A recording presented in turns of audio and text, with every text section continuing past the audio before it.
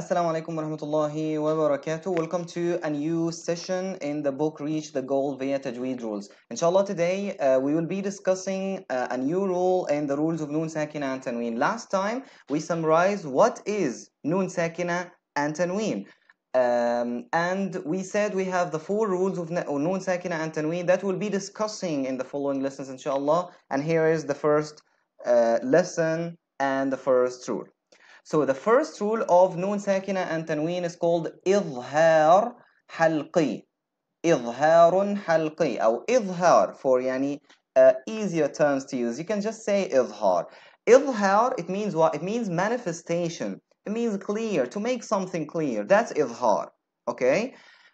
It is called like that because you will make something clear, obviously. What is it? Obviously, the Noon Sakina and Tanween. As we mentioned last time, when we say we have a rule called clear, we have a rule called merging, we have a rule called turning over, you apply those names and those effects to the Noon Sakina and the Tanween. Okay? Because it's a misconception to a lot of people. They change different letters, maybe the letter after Noon Sakina or Tanween, and that's not right. You change the Noon or the Tanween themselves. So, when should I apply that clear? So when should I make the Noon Sakina or the Tanween clear? If you have one of the throat letters. And that's why it's called Al-Halqiyah. Halqi. Halqi means related to the throat. Related to the throat. Okay? So Idh-har letters, which are also called the throat letters because they come out from the throat. Their articulation points are here. Okay? They are, say with me, Hamza ha, Ayn ha, Ghayn kha. Hamza ha, Ayn ha, Ghayn kha. Hamza ha, Ayn ha, Ghayn kha. Why did I put them in 3 separate groups? Because Hamza ha, okay, comes from the deepest part here, in the very end of the throat. Hamza ha. Then you say, Ayn ha comes from the middle of the throat here. Ayn ha. Then Ghayn kha, you will feel the sound of Ghayn and the sound of kha when you say it. You'll feel it very close to the end of the tongue, which we call it the nearest part of the throat. So that's nearest part, middle part, and deepest part.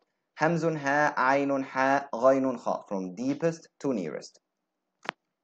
The way to apply the Idh-har, if a Noon Sakina or Tanween is followed by one of these 6 letters, you will make the Noon Sakina or the Tanween clear. You will pronounce them clearly from its respective origination without any Ghunnah. Okay? Let's take some examples. So the examples of Noon Sakina. Min ahli. Why do we say min ahli? Because there is a Hamza, and Hamza is one of the throat letters, so we make the Noon clear. If someone is saying min ahli, wrong. Min ahli, wrong, because the first one was hidden and the second one we added a Ghunnah, and we shouldn't add a Ghunnah because that's a clear letter, and with the clear rule we don't have Ghunnah. And by the way, with all the other rules there will be Ghunnah, except slightly thing which is the Idgham without Ghunnah, but the others, all of them have Ghunnah. So this one, anhum. Noon is followed by a ha, which is one of the throat letters, so you say the Noon clear and you don't add Ghunnah. Liman khashiya. Now you know the process. Noon is followed by a kha, which is one of the throat letters here, and we make the Noon clear without Ghunnah, and etc. Yanha, an'amta, min ayyi. Let's take some examples for the Tanween. يومئذ عليها. Don't say يومئذ عليها. No, not with everything. We have Ayn. Ayn is one of the throat letters. Yeah, so that must be clear. This Tanween. يومئذ عليها. With no Ghunnah. عبدا إذا سلام هي يومئذ خاشعة طعام إلا كاذبة خاطئة. Let's take this. Note if the Tanween is followed by Hamzatul Wasl, the readers are supposed to pronounce the Noon in the Tanween like Noon with a Kasra. You see this?